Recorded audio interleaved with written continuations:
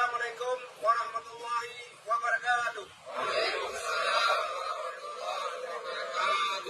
Kami mewakili GAM dan KPA-PA wilayah Mandailing, Kabupaten Bedug, dengan ini menyampaikan sikap.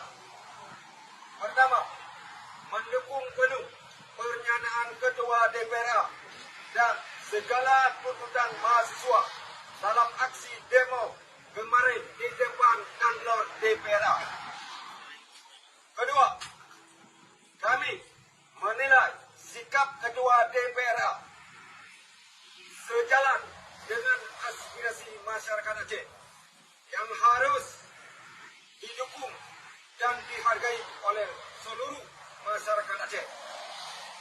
Tiga, kami mengecam keras pihak-pihak yang mencoba membungkam aspirasi rakyat Aceh dengan menyerang Ketua DPR secara pribadi maupun politik.